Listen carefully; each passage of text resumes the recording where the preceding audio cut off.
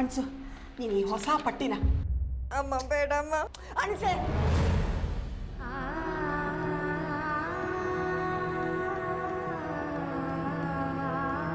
ಈ ಚಿಕ್ಕವಳಿಂದ ಮಾಡಿರೋ ತಪ್ಪುಗಳೆಲ್ಲ ಬರೀ ಗೋಡೆ ಮೇಲಲ್ಲ, ನನ್ನ ಮನಸ್ಸೆಲ್ಲ ಅಂಟ್ಕೊಬಿಟ್ಟಿದೆ.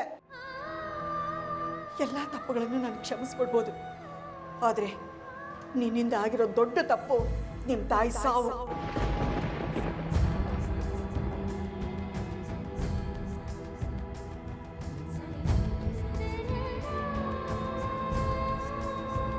ನಿನ್ನಿಂದ ನಿನ್ನ ತಾಯಿ ಸತ್ತಿರೋದನ್ನ ಮರೆಯೋಕ್ಕೂ ಸಾಧ್ಯ ಇಲ್ಲ, ಕ್ಷಮಿಸೋಕ್ಕೂ ಸಾಧ್ಯ ಇಲ್ಲ. ನೀನು ಮನಸ್ಸು ಮಾಡಿದ್ದಿದ್ರೆ ಅವತ್ತೇ ನಿನ್ನ ತಾಯಿನ ಉಳಿಸ್ಕೋಬಹುದಿತ್ತು.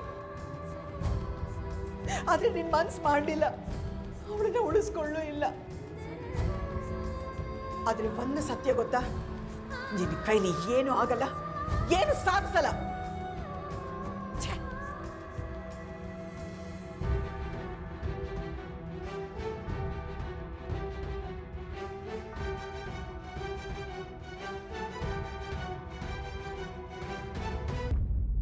ನಿಂಗೆ ನೋವಾಗಿರೋದು ನಿನ್ನ ಕಾಲಲ್ಲಾಗಿರೋ ಗಾಯದಿಂದ ಅಲ್ಲ ಅಂತ ನಂಗೆ ಗೊತ್ತು ಅಕ್ಕ.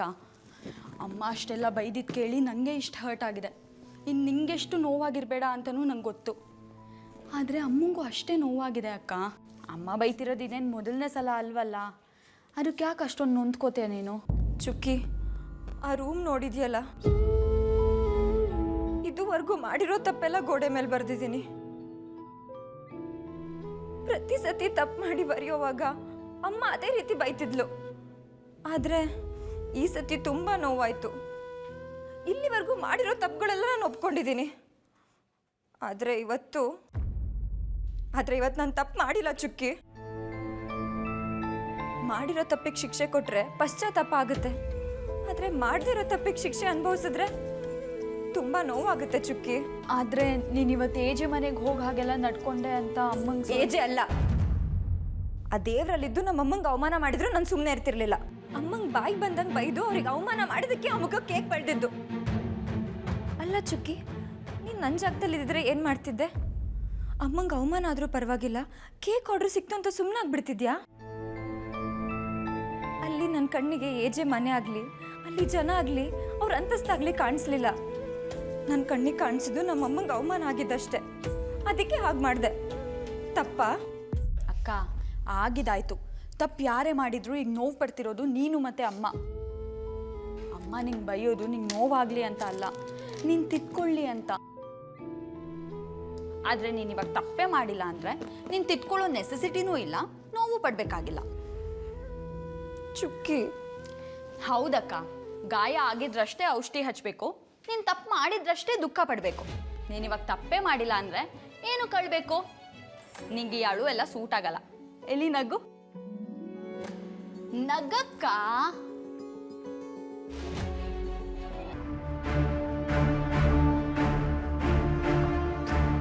ಎಷ್ಟು ಚೆನ್ನಾಗೆಲ್ಲ ತಯಾರಿ ಮಾಡಿದ್ವಿ. ಏಜಿಗೆ ಬಂದಿದ್ದ ಹುಡುಗಿರ್ನ, ಏಜ್ ಬಾರಾಗಿದ್ದ ಆಂಟಿರ್ನ ಎಲ್ರನ್ನೂ ಕರ್ಸಿದ್ವಿ. ನಂಗಂತೂ ಡೋಲು ಪೀಪಿ ಎಲ್ಲ ಹಾಗೆ ಕಿವಿಲ್ ಗುಯ್ಗುಡ್ತಾ ಇದೆ. ಒಳ್ಳೆ ಕೆಲ್ಸಕ್ಕೆ 108 ವಿಘ್ನಗಳಂತಾರಲ್ಲ, ಹಾಗಾಯ್ತು ನಮ್ಮ ಕತೆ. ಅಪ್ಪ ಧರ್ಮಸ್ಥಳದ ಮಂಜುನಾಥ, ನಮ್ಮ ಒಂಟಿ ಮಾವನ್ಗೊಂದು ಜಂಟಿ ಅತ್ತೆ ಅಂತ ತರೋದ್ರಲ್ಲಿ ಈ ಸೊಸೆಯರಿಂದ ಏನಾದರೂ ತಪ್ಪಾಗ್ತಿದ್ಯಾ? ನೀನೇ ಹೇಳು. ಸರು, ಆ ಕೇಕ್ ಹುಡುಗಿ ಬಂದು ಕೆಲಸ ಕೆಡಿಸಿದ್ದು ಒಂದು ರೀತಿ ಒಳ್ಳೇದಾಯ್ತು ಅಂತ ಖುಷಿ ಪಡು. ಯಾಕೋ ಏಜೆ ಕೊಡ್ತಿದ್ದು ಲುಕ್ ನೋಡಿದ್ಯಾ ಹೇಗಿತ್ತು ಅಂತ? ಅಲ್ಲೇ ನುಂಗಿ ನೀರು ಕುಡ್ಬಿಡೋ ಹಾಗಿತ್ತು ಅವ್ರ ಕೋಪ.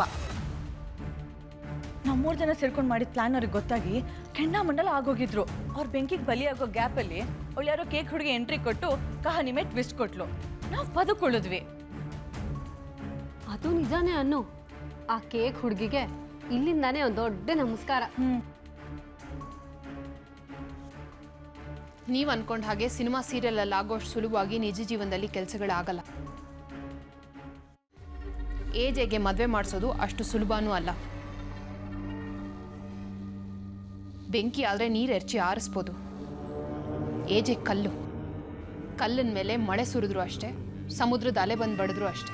ಹಾಗಿದ್ರೆ ಮುಂದೆ ಏನು ಮಾಡಬೇಕು ಅಂತ ನೀವೇ ಹೇಳಿ. ಅವರಿರೋ ಮನಸ್ಥಿತಿಗೆ, ನಾವಿರೋ ಪರಿಸ್ಥಿತಿಗೆ ಕಾಲನೇ ಉತ್ತರ ಕೊಡಬೇಕು.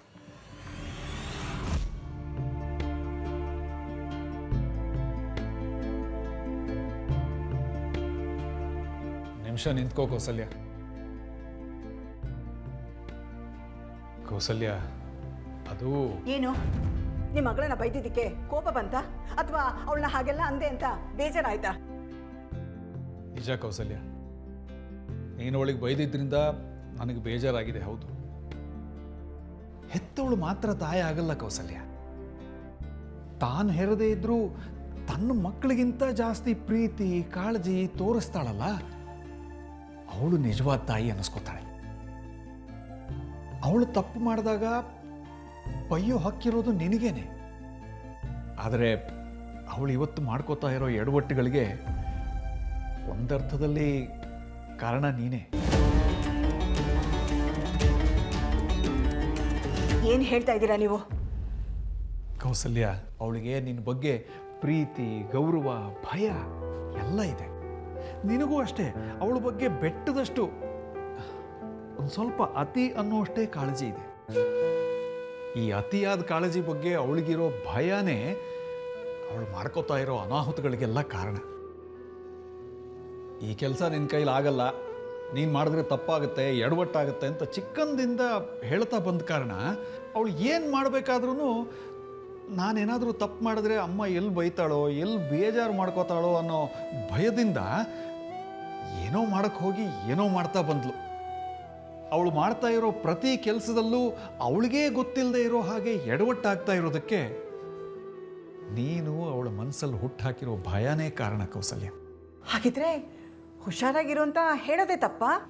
ಹಾಗಂತ ಹೇಳೋದು ತಪ್ಪಲ್ಲ, ಆದರೆ ಹುಷಾರಾಗಿ ನಡಿ ಅಂತ ಹೇಳೋದಕ್ಕೂ ನಡೆದಾಗೆಲ್ಲ ಬೀಳ್ತೀಯ ಅಂತ ಹೆದರಿಸೋದಕ್ಕೂ ತುಂಬ ವ್ಯತ್ಯಾಸ ಇದೆ. ಅವಳು ಮಾಡ್ತಾ ಇರೋ ತಪ್ಪನ್ನೆಲ್ಲ ಗೋಡೆ ಮೇಲೆ ಬರೆಸ್ತೀಯ, ಆದರೆ ಆ ಗೋಡೆನೇ ಅವಳು ಧೈರ್ಯವಾಗಿ ಹೆಜ್ಜೆ ಮುಂದೆ ಇಡದೇ ಇರೋ ಹಾಗೆ ಅಡ್ಡವಾಗಿ ನಿಂತಿದೆ. ಅವಳು ತಪ್ಪು ಮಾಡದೇ ಇರಲಿ ಅನ್ನೋ ನಿನ್ನ ಉದ್ದೇಶ ಎಷ್ಟು ನಿಜನೋ, ನಿನ್ನ ಮನಸ್ಸಿಗೆ ಬೇಜಾರಾಗಬಾರ್ದು ಅನ್ನೋ ಅವಳ ಉದ್ದೇಶ ಅಷ್ಟೇ ನಿಜ. ಮಕ್ಕಳ ಮನಸ್ಸಿಗೆ ಬಲ ತುಂಬಬೇಕೇ ಹೊರತು ಭಯ ತುಂಬಬಾರ್ದು ಕೌಸಲ್ಯ. ನೋಡ್ರಿ, ನೀವು ಹೇಳೋದು ನಿಮಗೆ ಸರಿ ಅನ್ನಿಸ್ಬೋದು, ಆದರೆ ಬೈಯಕ್ಕೆ ಹೇಳಿದವರು ಬದುಕಕ್ಕೆ ಹೇಳಿದ್ರು ಅಂತ ಒಂದು ಗಾದೆನೇ ಇದೆ ಗೊತ್ತಾ? ನೀವೇನೇ ಸಮಜಾಯಿಷಿ ಕೊಟ್ಟರು ಅವಳಿಂದ ಆಗ್ತಾ ಇರೋ ಎಡವಟ್ಟುಗಳೆಲ್ಲ ಸುಳ್ಳಲ್ಲ ಅಲ್ವಾ? ನೀನು ಬದಲಾಗಲ್ಲ, ನೀನು ಹೀಗಿದ್ರೆ ಅವಳು ಬದಲಾಗಲ್ಲ.